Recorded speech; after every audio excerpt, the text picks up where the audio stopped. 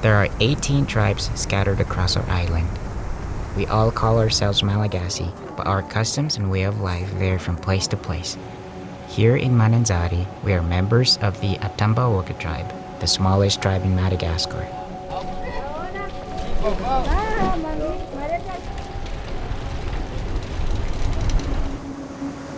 The ocean is our lifeblood here in Mananzari. We rely on the water for everything, from fishing and hunting to plant cultivation. We are surrounded on one side by salt water and fresh water on the other. Some of our largest exports are coffee, vanilla, and a variety of essential oil crops like vetiver, cinnamon, and clove.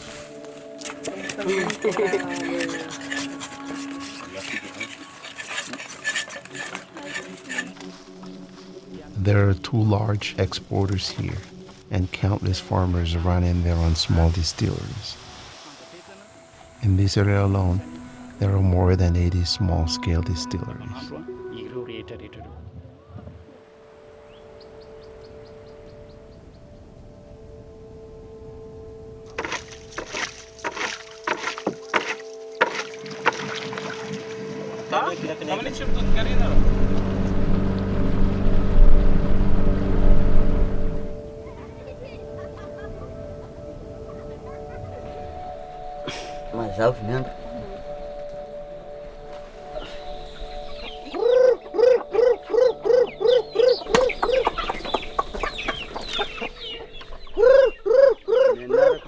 My name is Joseph Claudius.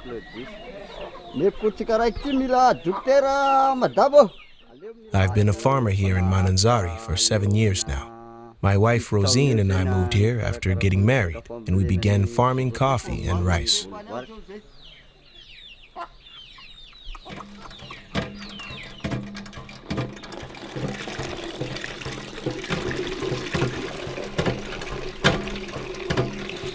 We have a simple life here on the outskirts of Mananzari. Each morning, Claudius feeds the chickens and prepares our tools while I fetch water and cook breakfast.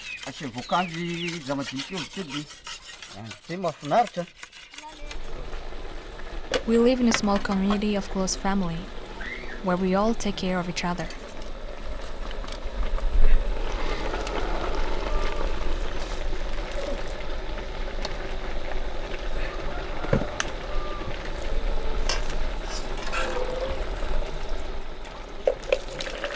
We have a young son named Claudio. He's 7 years old. He always says that he wants to be a doctor when he grows up. Claudio's education is very important to us. Up until a few years ago, we were still only planting coffee and rice, but that wasn't enough. We started planting clove trees, which provided an additional income we could use to send Claudio to school.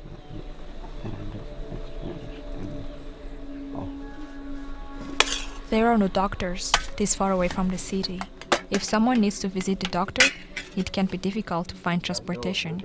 We hope that by sending Claudio to school, he will someday have the opportunity to open a clinic in our area.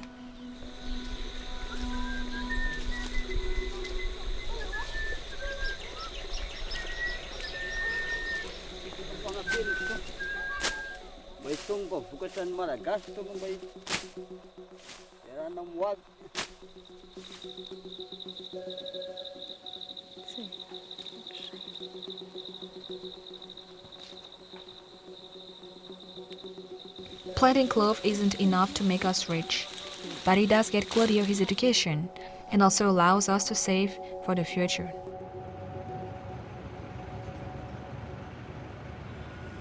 Many farmers live far outside of the city, and it's hard for them to transport their product to the market where they can be sold. Because of this, we've seen traders begin to appear in Mananzari, men who travel from farmer to farmer buying out their stock and taking it to the market.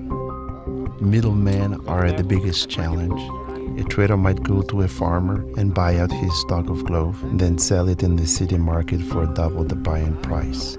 If the farmer doesn't sell, he risks his supply spoiling, so he is forced to make a deal. Using some basic chemistry, a trader can pad their profits even further.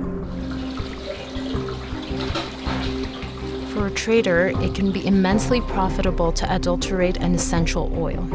When it comes to clove, for example, there are 3 parts of the plant from which oil is acquired: the stem, the leaf, and the bud. All 3 oils contain the same chemical compounds, but the amounts of each compound vary from one oil to another. Eugenyl acetate is a distinguishing compound in clove bud. Essential oil derived from the bud is naturally the most valuable, being worth double the clove stem and quadruple the clove leaf. To some buyers, high-quality oil isn't a priority. In that kind of scenario, they may seek out a cheaper clove oil. The real problem comes when a customer asks for one thing and is given another.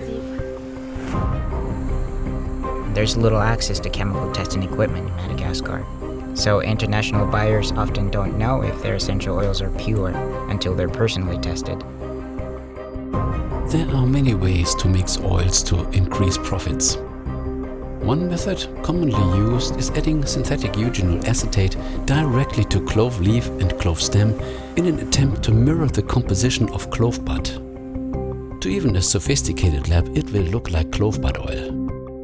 The difference between pure and synthetic is almost undetectable.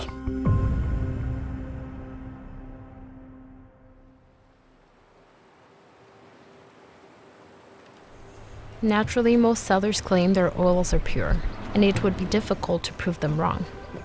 To give our buyers confidence in the oil we produce, we ship our essential oils to one of the only labs on the island, in Antananarivo, our nation's capital.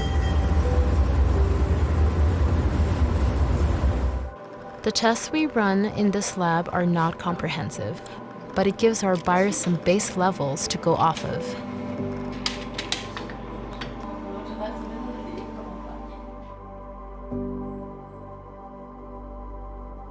When essential oils arrive here at doTERA, we do a series of tests to confirm the purity of the oils.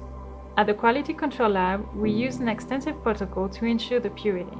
One of the most common tools in the industry is the GCMS, which is used to identify each individual chemical compound present in the oils.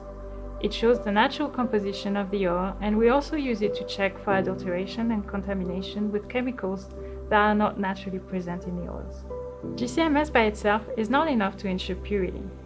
This is why at doTERA we have additional testing that looks at organoleptic and physical properties of the oils.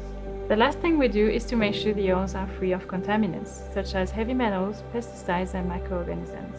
Because our sourcing team works closely with our suppliers and quality is ensured at the source, we rarely see adulteration.